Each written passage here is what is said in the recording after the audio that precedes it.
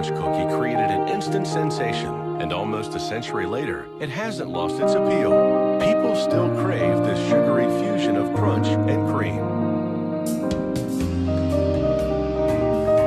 Dipping the sandwich cookie in milk is a tasty tradition, and whoever started it must have been one smart cookie. Sandwich cookies start with pure granulated sugar. This worker heaps bags of it into a mixer as he prepares to whip up the batter for the wafers. He adds 2 kinds of cocoa. The combination will give the wafers the desired taste and color. A premix of salt and other ingredients follows. A specially formulated canola oil mixture will transform these dry ingredients into a batter as huge beaters blend everything together. They add water, and the batter starts to look like a bubbling chocolate soup.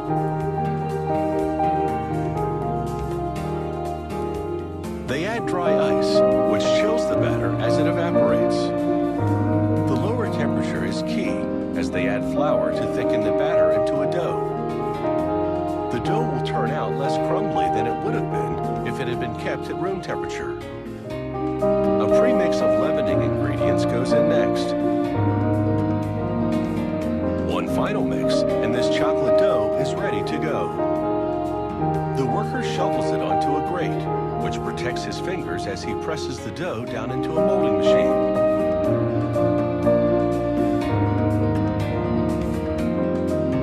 This machine shapes the dough into cookie wafers while pressing intricate designs and the brand name onto them. It churns out an impressive 5,000 chocolate wafers an hour.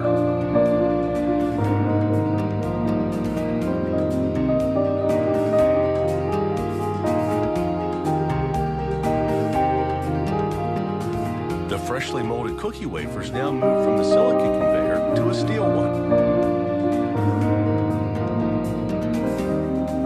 It takes the wafers into a gas oven, where they travel in a continuous loop for several minutes to receive an even baking.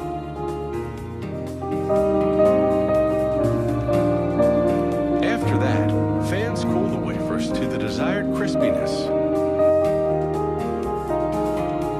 The chocolate wafers then move to another conveyor, which feeds into a series of chutes.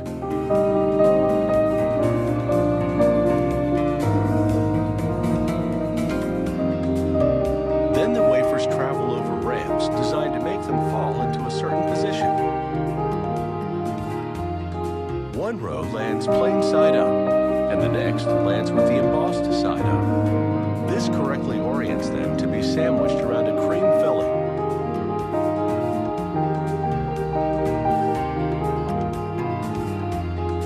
It's a high-speed operation, as a cylindrical pump deposits the vanilla cream on the plain side of the wafers.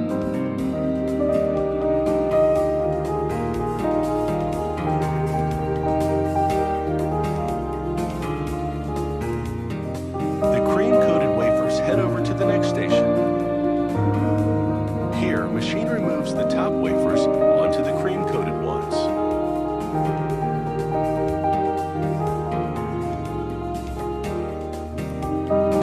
Move up for the count. Mechanical fingers separate them into bunches of 11. Then grippers swing into action to move each little bunch forward. They release the cookies neatly into plastic trays.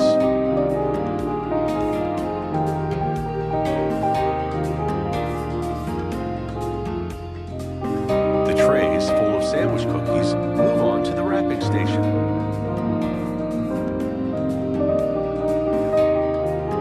Here, metallic film unwinds and wraps around the trays.